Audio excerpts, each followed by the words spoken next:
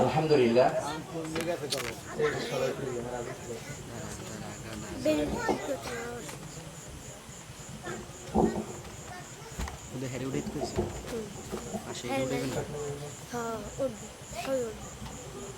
আলহামদুলিল্লাহ, মাদ্রাসা হুজ্জাতুল ইসলাম কদমতলার উদ্যোগে আয়োজিত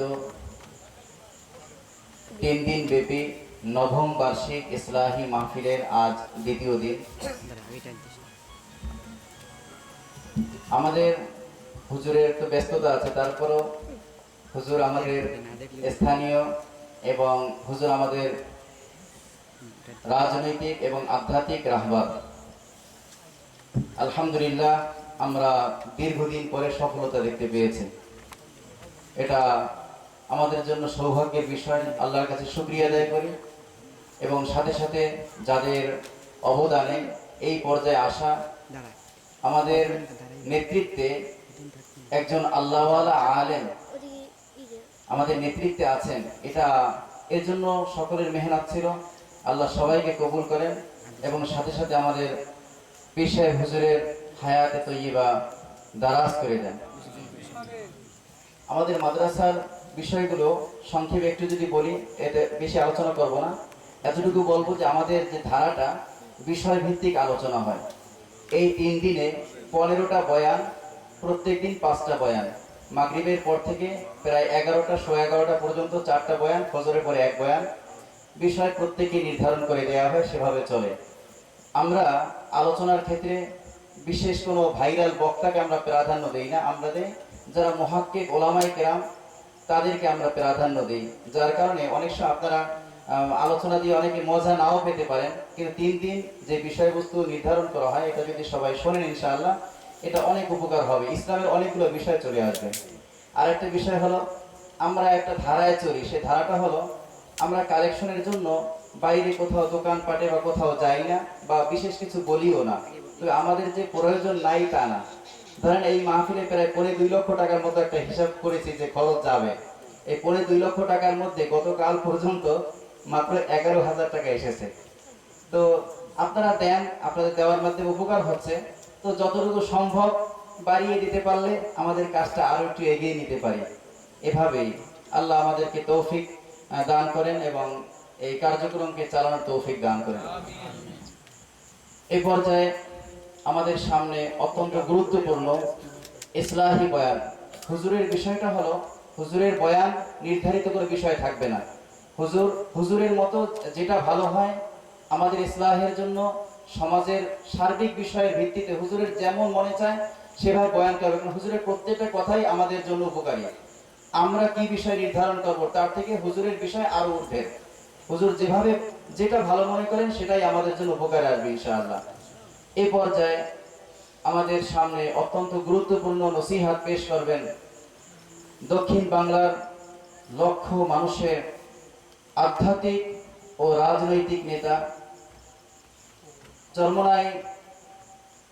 চরমনাইয়ের ধারা, উজানির ধারা, এই এলাকায় যিনি চাষাবাদ করেছেন, হাজার মানুষের কলিজার টুকরা হযরত মাওলানা, মরহুম হযরত মাওলানা আব্দুর রশিদ রহমতুল্লাহ আলাইহির সুযোগ্য সাহেবজাদা ও খলিফা, আমাদের কলিজার টুকরা হযরত মাওলানা মাহমুদুল হোসাইন ওলিউল্লাহ সাহেব, পীর সাহেব হুজুর টাওরাবুনিয়া, মাননীয় সংসদ সদস্য বরগুনা 1 আসন। আমি হযরতকে তার গুরুত্বপূর্ণ নসিহত পেশ করার জন্য বিনীত অনুরোধ জানাচ্ছি। আলহামদুলিল্লাহ, আলহামদুলিল্লাহ নাহমাদুহু ওয়া নাস্তাঈনুহু ওয়া নাস্তাগফিরুহ ওয়া নাউযু বিল্লাহি মিন শুরুরি আনফুসিনা মান ইয়াহদিয়াল্লাহু ফালা মুদিল্লা লাহু ওয়া মান ইউদ্লিলহু ফালা হাদিয়া লাহু ওয়া নাশহাদু আল লা ইলাহা ইল্লাল্লাহু ওয়া আন্না মুহাম্মাদান আবদুহু ওয়া রাসূলুহু। أما بعد فأعوذ بالله من الشيطان الرجيم بسم الله الرحمن الرحيم وما خلقت الجن والإنس إلا ليعبدون وقال الله تعالى في شان حبيبه إن الله وملائكته يصلون على النبي يا أيها الذين آمنوا صلوا عليه وسلموا تسليما اللهم صل على سيدنا ونبينا وشفيعنا صلى الله عليه وعلى آله وصحبه وبارك وسلم اللهم صل على سيدنا ونبينا وشفيعنا صلى الله عليه وعلى آله وصحبه وبارك وسلم اللهم صل على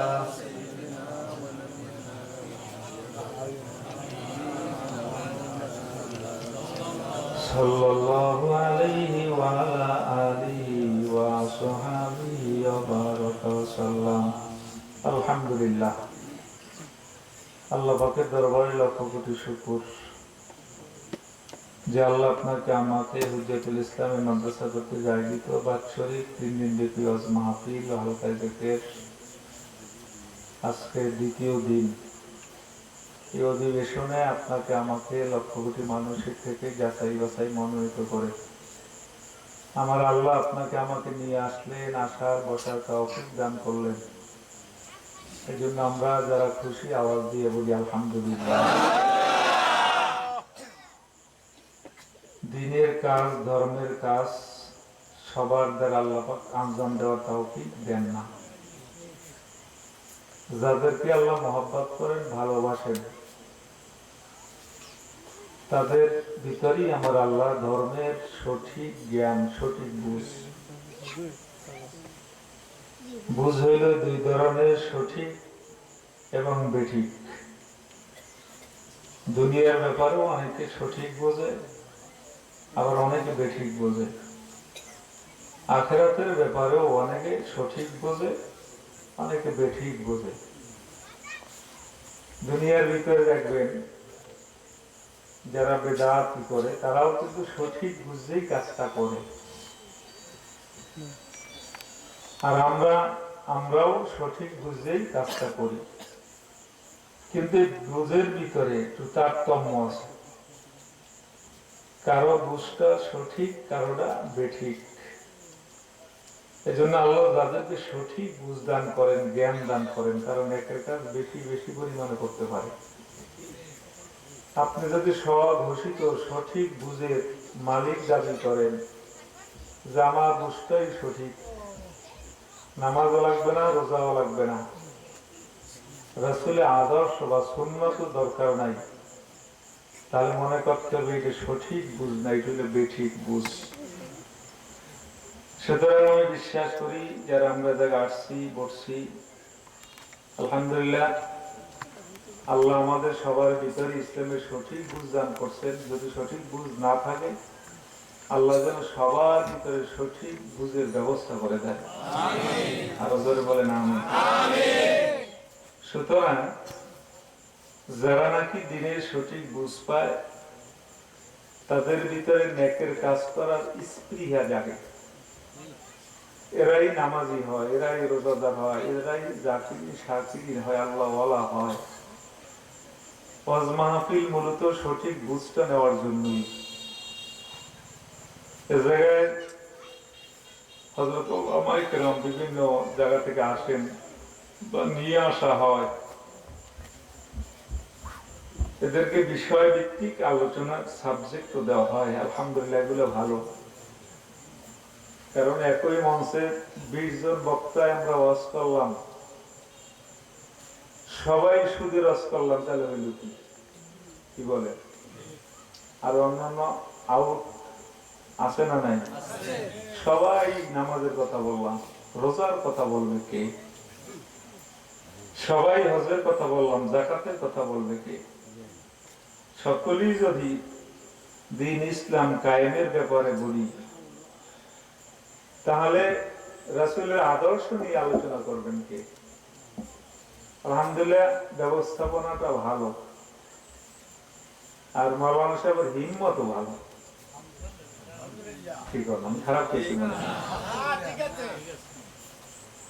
আল্লাহ যেন তার হিম্মত সঠিক ভাবে সঠিক কাজে ব্যবহার করার তৌফিক দান করেন।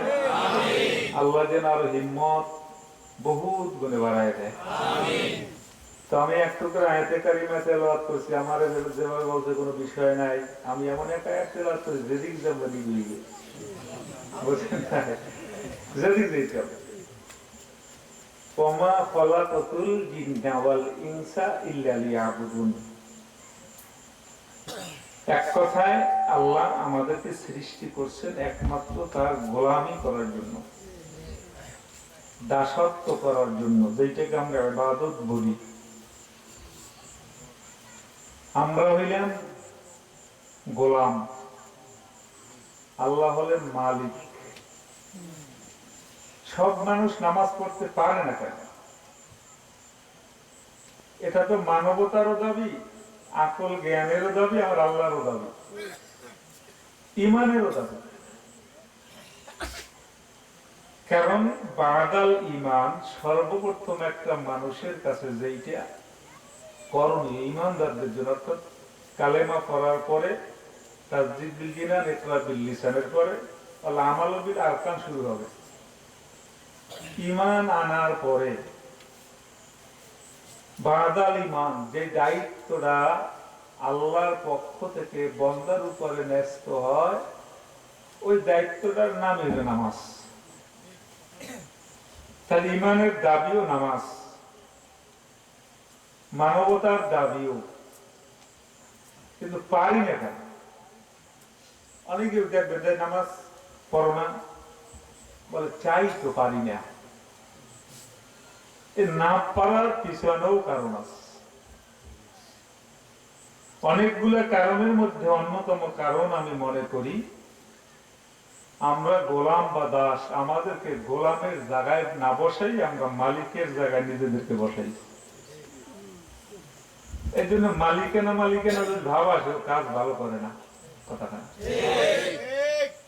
দেখবেন, কামলা বদলা আর মালিকের ছেলে, মালিকও যদি ঘুরে দিতে যায়, ওই মালিক এক কোষার আবার ইরুর উপরে দাঁড়াইতে, ভুল কইছি মনে হয়। মালিকের ছেলেও যদি যায়, দুই কোষা ওই কোমরা দিবে, কোমর ব্যথা হয়ে গেছে, অত গরজ নাই। ভিতরে মালিকানা একটা কি আছে? মালিকানা একটা ভাব আছে। এজন্য কাজে মনোনিবেশ করতে পারে না, পারবে না। আর যে টাকার বিনিময়ে যাকে বদলা নিছে, আর মালিকানা ভাব নাই, ও মনে করে আমি কাজ না করলে টাকা দেবে না। আর ভিতরে গোলামানা ভাব, এই গোলামানা ভাব থাকার কারণে মালিক যা বলে, যদি 5 বছর রয়েছে তোরা লাগবে না, যা বিস্তর বলবে যে না ওই জায়গায় যাবো না, কথা বলেন। আবার যদি বলে তুই পানি এস, তাও বলবে না যে পারবো না, কারণ ওর ভিতরে মালিকানার ভাব নাই, ওর ভিতরে গোলামানা ভাব। ঠিক তদ্রুপ দুনিয়ার ভিতরে আমরা মানুষ জাতি হইলে মাশরাফুল মাখলুকাত। আল্লাহ ঘোষণা করেন লাকাদ কাররামনা বানি আদম। যাদের ভিতরে মালিকানা ভাব ঢুকছে, ওরা জীবন গেল মালিকের হুকুম মানতে পারবে না। আর যার ভিতরে গোলামানা ভাব, দুনিয়াকে ও ডিনাই করবে, আল্লাহর কাজকে প্রাধান্য দিবে। মূলত কাজ আল্লাহর না, হুকুম আল্লাহর, কাজ আপনার আমার। আল্লাহ বলেন বাল তুসিরুনাল হায়াতাদ দুনিয়া ওয়াল আখিরাতু খায়রু ওয়া আবকা। আমরা দুনিয়াকে প্রাধান্য দিতেছি আখিরাতের উপরে, তার কারণ হইল মালিকানা ভাব। রাগই না আমার উপরে, কিছু করার নাই। এই যে অনেকে বলে চেষ্টা করি নামাজ পড়তে পারি না, চেষ্টা করি রোজা রাখবো পারি না, চেষ্টা করি জিকির করবো পারি না, চেষ্টা করবো ইসলামের পক্ষে ভোট দেবো পারি না। কারণ কিন্তু ওই কথাটা না, কারণ কি মালিকানা ভাব।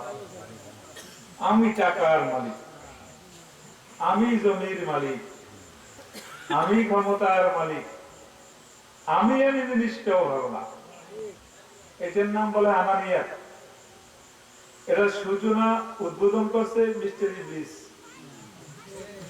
আনা খায়রুম মিনহু, আনা খায়রুম মিনহু, আমি অমুক হুজুরের চেয়ে ভালো, অমুক নামাজের চেয়ে আমি ভালো, অমুক চেয়ারম্যানের চেয়ে আমি ভালো, অমুক মুরিদের চেয়ে আমি ভালো, অমুকের চেয়ে আমি ভালো, কমিটির সভাপতি আমারই হতে হবে। এই আনানিয়াত যখন নাকি ভিতরে ঢুকে যায়, তখন সে আর গোলামের স্তরে থাকে না। তখন তার অবৈধ কাজটাকে বৈধ করার জন্য ইবলিসের মতো যুক্তি তালাশ করে। ইবলিসের কাজ তাই, আনা খায়রুম মিনহু, আমি তো ভালো। এখন যুক্তি দিতে আল্লাহর সামনে, খালাকতানি মিন নার ওয়া খালাকতাহু মিন তিন। আমরা অনেকে আছে আমি অমুকের চেয়ে ভালো, কেন? হুজরাতুল ইসলাম মাদ্রাসার প্রথম কমিটিতে আমি ছিলাম, আমি থাকবো না কেন? ওনার চেয়ে আমি ভালো।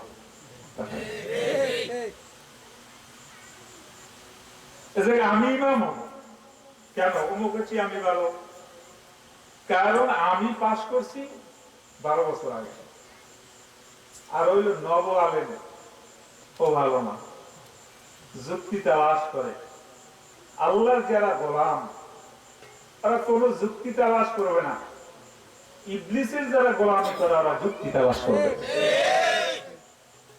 ওরা যুক্তি দেবে, হচ্ছে আমি ভালো, কাজে আমি দক্ষ, আমার দরম মহরম ভালো। যার জন্য ইবলিস যখন দেখে যে মুরিদ একটু আমার পাইছি,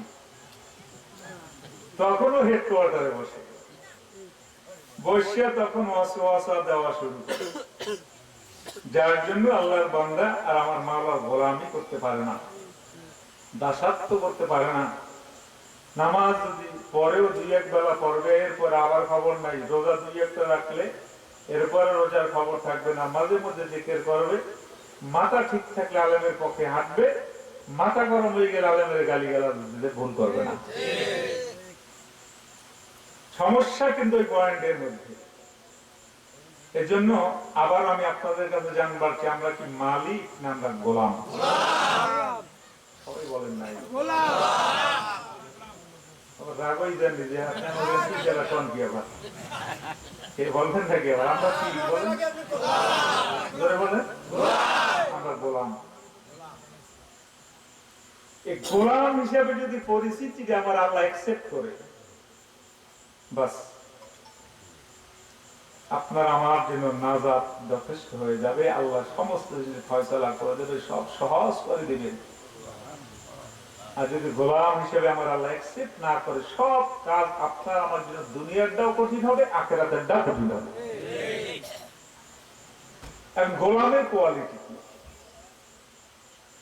গোলামের কোয়ালিটি সূরা ফাতিহা দিতে আল্লাহ পাক বলেন, আলহামদুলিল্লাহি রাব্বিল আলামিন আর রহমানির রহিম মালিকি ইয়াউমিদ্দিন ইয়্যাকা না'বুদু ওয়া ইয়্যাকা নাস্তাঈন। গোলামের কাজ হলো মালিকের সামনে নিজের পরিচয় দেওয়া নাকি?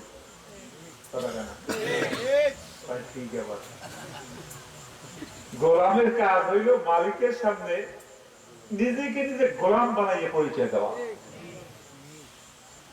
যে আমার কিচ্ছু নাই, আমার যোগ্যতা নাই, আমার কর্মদক্ষতা নাই। আর যদি বলেন আমি এন করেঙ্গা সেন করেঙ্গা, কাজ দিলে নো করেঙ্গা, এটা গোলামের কাজ না। দেখেন আল্লাহ কত সুন্দর ভাবে শিক্ষা দিয়েছেন, মালিকের প্রশংসা, আমার প্রশংসা না। মালিকের দক্ষতাটা কি, সেই দক্ষতাটা প্রকাশ, আমার দক্ষতাটা না। মালিক কি পারেন, তার ক্ষমতা কতদূর, শুধু দুনিয়া না আখিরাত, সেটাও আমার কোনো দখল নাই। আমার কোনো মালিকানা নাই, না আছে দুনিয়ায়, না আছে আখেরাতে। সমস্ত জিনিস উজাড় করে এই গোলাম যখন মালিকের সামনে হাত পাতে তখন মালিক তাকে না দিয়ে পারে না। এরপরেই না বলি ইহদিনা সিরাতাল মুস্তাকিম, সঠিক, সহজ, সরল, বক্রনা। সিরাতাল্লাযীনা আন'আমতা আলাইহিম, ওই রাস্তা, মিনান নাবিয়্যিন ওয়াস সিদ্দীকিন ওয়াস শুহাদা'i ওয়াস সালিহিন, যেই রাস্তায় চলার পরে নবী, রাসূল, সিদ্দীকিন, শুহাদা, সালিহিন আল্লাহর পক্ষ থেকে নেয়ামত প্রাপ্ত হয়েছে। আল্লাহ আপনি আমাকে ওই রাস্তা দেখান, আমি আপনার গোলাম। গায়রিল মাগদুবি আলাইহিম ওয়ালাদ-দাল্লিন, আল্লাহ আমি তো আপনার গোলাম। আমার নমনীয়তা, আমার দুর্বলতা সব আপনার সামনে আমি প্লেস করছি। খবরদার আল্লাহ ওই রাস্তায় আমাকে নিয়েন না, পরিচালনা করিলেন না, যেই রাস্তায় চলার পরে ফেরাউন, নমরুদ, হামান, কারুনের মতো আপনার পক্ষ থেকে লানত প্রাপ্ত হয়েছে, গজব প্রাপ্ত হয়েছে, যেই রাস্তায় চলার পর ওই রাস্তায় না। তাহলে দেখেন গোলামের করণীয়টা কি, চাবে কোন পদ্ধতিতে, এরপর করণীয় গুলো কি কি, বর্জনীয় গুলো কি কি, স্পষ্ট। তার ধরনটা হবে কি? তাহলে একটা গোলাম আল্লাহর সামনে যখন নিজেকে নিজে সুপর্দ করবে তখন মালিকের পক্ষ থেকে তার কার্যসূচি প্রণয়ন হবে, নিজের পক্ষ থেকে না। কার্যসূচি প্রণয়ন করবেন আল্লাহ, কিন্তু আমরা নিজেরটা নিজে করি। সমস্যার এই জায়গায় তাহলে মনে করতে হবে যে কালেমার লাগাম যে সর্বপ্রথম আপনার আমার জবানের ভিতরে লাগাতে হবে, কালেমার লাগাম লাগানি আমরা সমস্যা করেছি। যার জন্য যত প্রশ্ন, যত ফেরকা, যত দলাদলি, যার জন্য ইবাদতের ব্যাপারে ইশকাল করতে আমরা ভুল করি না। এক তো পড়লাম না অপরাধ, আর একটা না পড়ার জন্য যত যৌক্তিক, অযৌক্তিক, এরপরে বিভিন্ন ধরনের কারণ, এইগুলো উপস্থাপনা করি ইবলিসের মতো। নামাজ, আকিমুস সালাহ, নামাজ আল্লাহ পড়তে বলে না, কায়েম করতে বলছে। কি জন্য করে কায়েম? কলবে কলবে নামাজ পড়িলি ইশারে, ঠিক হয়। আর নামাজটা কায়েমের পদ্ধতি দিয়ে এখন শিখবেন করি, আমার কাছে না, অন্য আলেমুল আমাদের কাছে না, দুনিয়ার কোন সরকারের কাছে না। এই যে ইমানদার, যে নাকি নিজেকে নিজে আল্লাহর কাছে সুপর্দ করে দিয়েছে, যে নাকি মালিকের গোলাম, তাকে কিভাবে পরিচালনা করতে হবে এই দায়িত্বটা আমার আল্লাহর নিজের কাছে। এই জন্য আল্লাহ পাক রব্বুল আলামিন যুগে যুগে নবী, রাসূল, ওলিয়া, উলিয়া, গস, কুতুব, আল উলামা ওয়ারাসাতুল আম্বিয়া, পর্যায়ক্রমে কোন সময় একটা দেশে, কোন সময় একই দেশে কয়েকজন আমার আল্লাহ নবী রাসূল পাঠালেন থিওরিক্যাল গোলামের করণীয়টাকে বুঝিয়ে দেওয়ার জন্য, অন্য কোন উদ্দেশ্য নাই। গোলামের করণীয়টা কি এইটা আমার আল্লাহ প্র্যাকটিক্যাল, থিওরিক্যাল তো আছে, তাওরাত, জবুর, ইনজিল এবং আমাদের কুরআন, আরো 100 সহিবা। এগুলো তো অনেকে যারা বলে যে বর্তমানে হাদিস, কোরআন সব পাওয়া যায়, পড়ব আর মানব, তাহলে তো স্কুলের দরকার নাই, মাদ্রাসার দরকার নাই, লাইব্রেরি দেন পড়িয়া এমএ পাস করেন, পারবেন না? তো পাস কাজ করব আপনি দুনিয়ার বেলা, দুনিয়ার তো অনেক সহজ। দুনিয়ার বেলায় আপনি লাইব্রেরি থেকে কিতাব কিনা এমএ পাস করছে, আমি আজ পর্যন্ত শুনি নাই, আপনারা শুনতেও পারেন। শুনে থাকলে আমার বলেন, আজকে মুখস্থ করে যাবো যে কদমতলা পাওয়া গেছে না, এসএসসি পাস করছে নিজে তো নিজে পড়বে না, তাও নাই। ওটা তো থিওরিক্যাল আছে, একা একা থিওরিক্যাল বোঝা সম্ভব না যতক্ষণ না পর্যন্ত আরেকজন প্র্যাকটিক্যাল থিওরিক্যালটা আপনাকে আমাকে না বুঝে পাই। আমরা যখন অঙ্ক করছি a plus b whole square সমান সমান a square plus 2ac plus b square, তা কেউ যদি প্র্যাকটিক্যাল এই যে কাউকে বুঝেই না দেয়, সে বলবে এটা মনে হয় কোনো জিন তারানো কোন তাবিজ টুবিজ লেগেছে। প্র্যাকটিক্যাল বুঝাই দিতে হবে যে এইটার ফর্মুলা কি। এই তাহলে দুনিয়ার ব্যাপারে থিওরিক্যালটা বোঝার জন্য যদি আপনার টিচারের দরকার, প্র্যাকটিক্যাল বোঝাবার জন্য যদি আরেকটা মানুষের দরকার হয়, ইলমে ওহীকে বুঝাই দেওয়ার জন্য আমার আল্লাহ দুনিয়ার ভিতরে লক্ষ লক্ষ নবী রাসূল আলেম ওলামা দুনিয়ার ভিতরে প্র্যাকটিক্যাল বুঝাইয়ে দেওয়ার জন্য আমার আল্লাহ পাঠাই দিয়েছেন। তাহলে প্র্যাকটিক্যালটা নামাজ, নামাজ কোন প্র্যাকটিক্যালে হবে? এটা আল্লাহ তার হাবিবের দ্বারা সাহাবায়ে কেরাম আজমাইনদেরকে বুঝাই দিয়েছেন, সাহাবারা তাবিঈনদেরকে বুঝাইছেন, তাবিঈনদের তাবিঈনদেরকে বুঝাই দিয়েছেন। তাহলে যে নাকি গোলাম হয়, গোলাম তার কি করণীয় কি বর্জনীয়, কোনটা তার জন্য শোভনীয় কোনটা অশোভনীয়, এইটা গোলাম নির্ধারণ করে না। কোন কাজটা আমি করবে ফর্মুলাটাও গোলাম নির্ধারণ করবে না, নির্ধারণ করবে মালিক। আপনি আমি যদি গোলাম হই, আপনার আমার করণীয় বর্জনীয় শোভনীয় অশোভনীয় এগুলো নির্ধারণ করবে আমার আল্লাহ। এজন্যই থিওরিক্যাল আমার আল্লাহ কোরআন পাঠাই দিয়েছে, জোরে কান সুবহানাল্লাহ। এই কোরআনটাকে প্র্যাকটিক্যাল বুঝাই দেওয়ার জন্য আল্লাহর হাবিব সাল্লাল্লাহু আলাইহি ওয়াসাল্লাম, আল্লাহ রাসূল প্র্যাকটিক্যাল বুঝাই দেওয়ার জন্য দুনিয়ার ভিতরে পাঠাইছেন। তাওরাত নবী ছাড়া আমার আল্লাহ পাঠান নাই, ইনজিল কিতাব নবী ছাড়া আমার আল্লাহ পাঠান নাই, কোরআন আমার আল্লাহ তার নবী ছাড়া পাঠান নাই। যদি প্র্যাকটিক্যাল বুঝাবার কাউকে রেজালুল্লাহ দরকার না হইতো, তাহলে আল্লাহ পাক আসমান থেকে কিতাবগুলো পাঠাই দিলেই হইতো। তাহলে গোলামের যেটা করণীয়, যারা আমরা গোলাম, কার গোলাম? আল্লাহ। আবার তো জোরে বলেন আল্লাহ, জোরে বলেন আল্লাহ। কষ্ট পান না তো? যারা আমরা গোলাম, গোলামদের জন্য কথাগুলো বলতেছি। যারা মালিকের গোলাম, তার যেটা করণীয় বর্জনীয় আমার আল্লাহ কোরআনের দ্বারা স্পষ্ট আকারে তিনি উল্লেখ করছেন, বলে দিয়েছেন। আল্লাহ রাসূল এই যে থিওরিক্যাল সব জিনিস হাতে কলমে সাহাবাদেরকে শিক্ষা দিয়েছেন, জোরে কান সুবহানাল্লাহ। এখন এই জায়গায় আসি, থিওরিক্যাল দ্বারা মানলাম, যিনি প্র্যাকটিক্যাল শিক্ষা দিলেন এর মাইনাস করলাম, এটা কি হয়? যারা বলেন সুন্নতের দরকার নাই, অর্থাৎ থিওরিক্যাল যিনি বুঝাইলেন, থিওরিক্যাল আর যিনি প্র্যাকটিক্যাল বুঝাইলেন ওনার দরকার নাই। আপনি লাইব্রেরি থেকে বই আনলেন, যিনি বুঝাইতেছেন ওনার দরকার নাই। তাহলে আপনি কিভাবে বুঝবেন?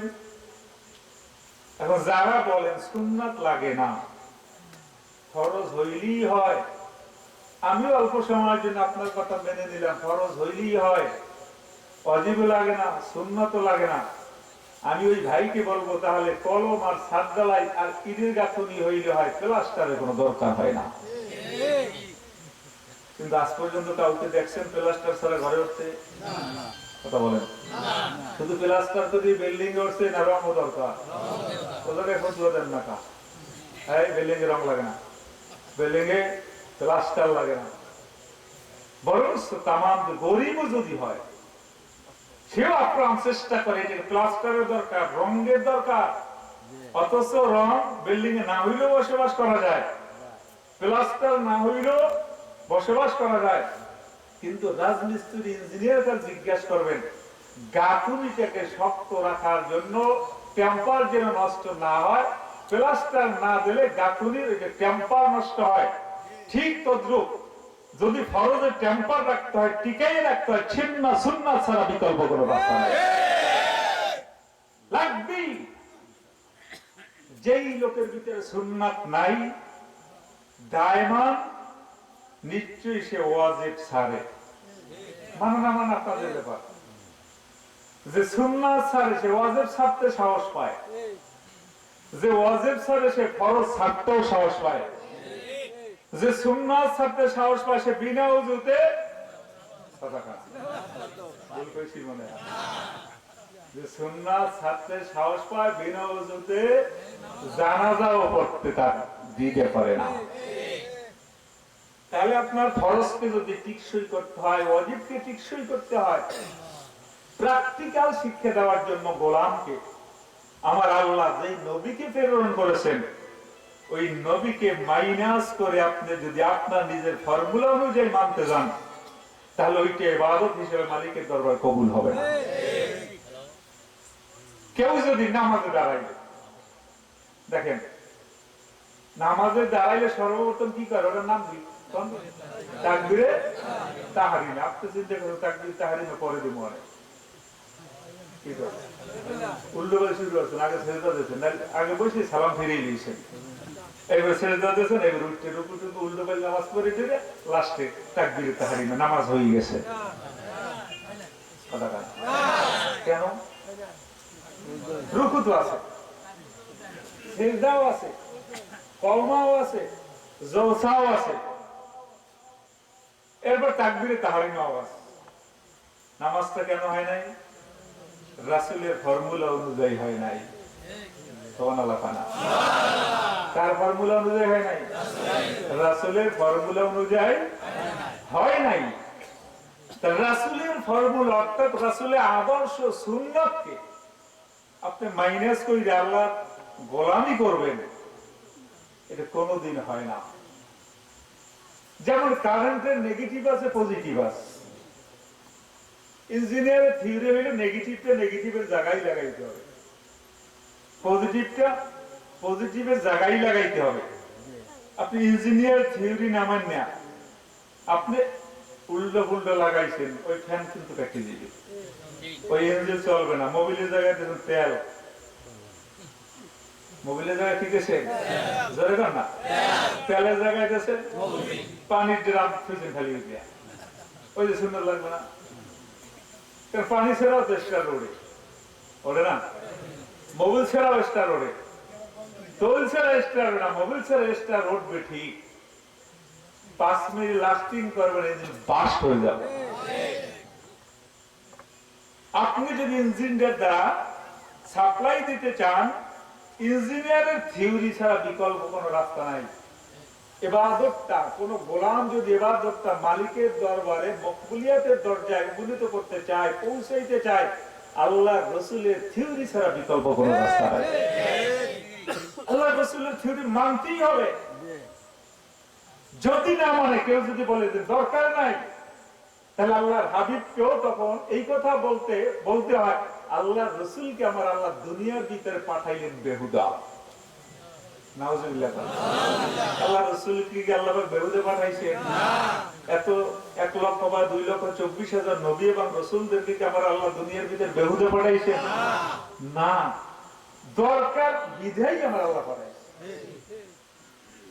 কোরআন পাঠাইছেন আমার আল্লাহ, প্র্যাকটিক্যাল বুঝাই দেন আল্লাহর হাবিব। আর এমন এমন লোকগুলা রিজালুল্লাহকে আমার আল্লাহ ফিটিং দিয়ে দিলেন, যাদের চরিত্রের ভিতরে কোনো কলঙ্কের দাগ নাই, যারা জীবনে মিথ্যে কথা বলছে, এমন ইতিহাস নাই। কাফের বেঈমান বেদিনরা সদা সর্বদা নবী এবং রাসূলদের পিছনে লাগ দিয়েছিল, যেমন আমার পিছনে অনেকে লাগছিল খাজুর পিছে, যেমন আমার পিছনে লাগছিল খাজুর পিছে। জীবনভর মানুষের কত খাজুর খাওয়াইলাম, এমপি হইলে আমি খাজুর পিছে। এটা থাকবেই, এটা থাকবেই। কিন্তু দুঃখ তো লাগে তখন যখন যারা বোঝে, আমাকে চিনে, এরা যখন এই কথাটা বলে। যে বোঝে না সে বললে আলাদা, এটা থাকবে ভাই কিয়ামত পর্যন্ত। কষ্ট পান নাকি আবার? এই শেষ করতেছি এখন, কিয়ামত পর্যন্ত থাকবে। আল্লাহর হাবিবের মতো সুন্দর মানুষ, আরে ভাই এই 1,00,000 বা 2,24,000 নবী বা রাসূল, সমস্ত নবীদের ভিতরে যত উত্তম চরিত্র ছিল সব চরিত্র আমার আল্লাহ তার হাবিবের মধ্যে দান করছেন। এরপরও তাকে ছাড়ে নাই। আবু জেহেল, উতবা, সাইবা, কাফের, মানে এন্টার দুনিয়া একদিকে আর আল্লাহর হাবিব একদিকে। বলছে পাগল, নাউজুবিল্লাহ কইবেন না, বলছে মাথা খারাপ, নারী লিপসু, অর্থের লোভী, এমন কোন জিনিস নাই যেটা আল্লাহ রসুলের বিরুদ্ধে ইলজাম দেয় নাই। কিন্তু আল্লাহ রসুল কি ঘাবড়াই গেছে? আমার বিরুদ্ধে খাজুর চুরির অভিযোগ দিয়ে আপনি বলছেন আমি ঘাবড়াই গেছি? না, হাজার বাধা আসবে জানি, জানলে এই রাস্তায় আমি নামছি। হাজারো প্রতিরোধ আসবে, সমালোচনা আসবে, এরপরও আমরা ছেড়ে দিব না। তাহলে এটা যুগে যুগে থাকবে, ঘাবড়াবার কোনো কারণ নাই। আপনারা ঘাবড়াই গেছেন মনে হয়? ঘাবড়াবার কোনো কারণ নাই। যুগে যুগে ছিল, আছে, থাকবে। এই রাস্তা তয় করে আমাদের সামনে অগ্রসর হতে হবে। তাহলে আমরা যারা গোলাম, গোলাম যদি মালিকানা ভাগ করি, এইটা হলো বেমানান। বেমানান কাজ যে করবে, আল্লাহ বলে ও যে আমার গোলাম হয় না, বেমানান কাজ করছে, সুতরাং